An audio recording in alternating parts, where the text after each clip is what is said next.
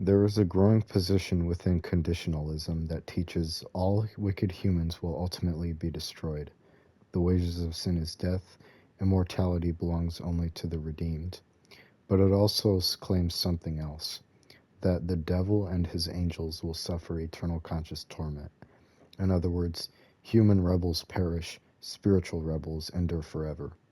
This view, sometimes called partial annihilationism, attempts to combine biblical destruction language for humanity with traditional eternal torment for Satan. But does Scripture divide God's enemies this way? Or does it present one unified final eradication of all rebellion?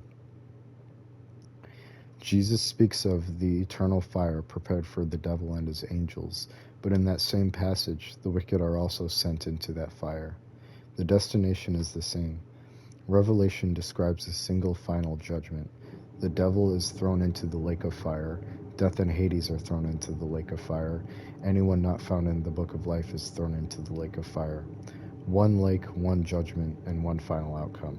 The text never says the lake accomplishes annihilation for humans, but eternal preservation for Satan.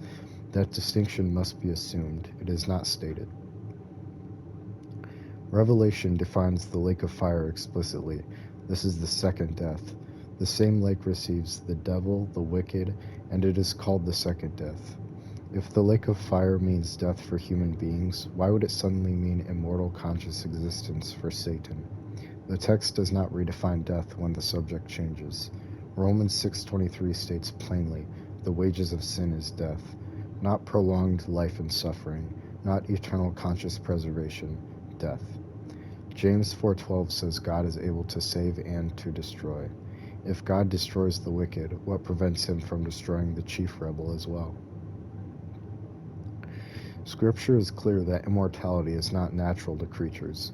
Paul writes that God alone has immortality. Immortality is something believers are put on at the resurrection. It is a gift, not an inherent property of created beings. Angels are powerful, spiritual, and heavenly, but nowhere does Scripture teach that fallen angels possess indestructible life. In fact, Jesus warns, fear him who can destroy both soul and body in hell.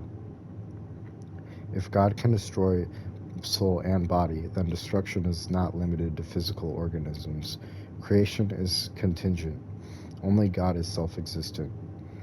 If God alone has immortality, then Satan's continued existence would depend entirely on God sustaining him. Why would God eternally sustain the very being he has promised to defeat? The Bible speaks explicitly of the devil's destruction.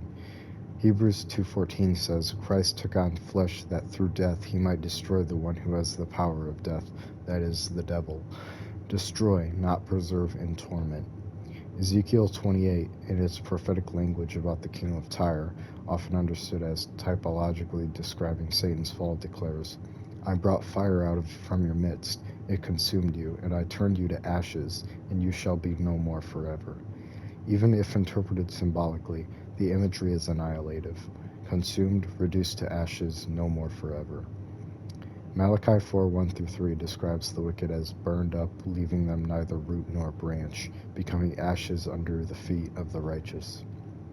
The consistent imagery of divine fire is consumption, not eternal preservation. The strongest objection comes from Revelation 20:10. The devil was thrown into the lake of fire, and they will be tormented day and night forever and ever. But Revelation is apocalyptic literature, filled with symbolic imagery. A dragon in Revelation 12:9, a beast rising from the sea in Revelation 13:1, and in Revelation 20:14, death is thrown into the fire. When Revelation says the smoke of their torment goes up forever and ever, it echoes Old Testament judgment language. Isaiah describes Edom's destruction. Its smoke shall go up forever. Yet Edom is not still burning today. The language communicates irreversible judgment, permanent consequence, not necessarily endless conscious duration. If death is the interpretive key given by Revelation itself, then the imagery of torment must be understood in light of that definition. The lake of fire is the second death, not immortal suffering. Scripture culminates in total victory. The last enemy to be destroyed is death. If death is destroyed, How could the author of death remain eternally sustained? Colossians 1:20 speaks of God reconciling all things to himself. Revelation ends with no more death. If there is no more death, no more curse, and God is all in all, then evil is not eternally quarantined, it is eradicated. Partial annihilationism risks leaving the universe with an eternal chamber of conscious rebellion. Full annihilation proclaims something greater, not the eternal preservation of evil in agony, but its complete abolition. Partial annihilationism teaches humans perish, Satan endures forever in torment, but Scripture presents one judgment, one lake of fire, one second death. God alone has immortality, the wages of sin is death, Christ came to destroy the devil, and the final enemy will be destroyed. The Bible does not teach that Satan is metaphysically indestructible. It teaches that God's victory is total, not partial, not compartmentalized, but absolute. When the second death has done its work, there will be no corner of reality where rebellion still breathes. Only life, only righteousness, only God all in all.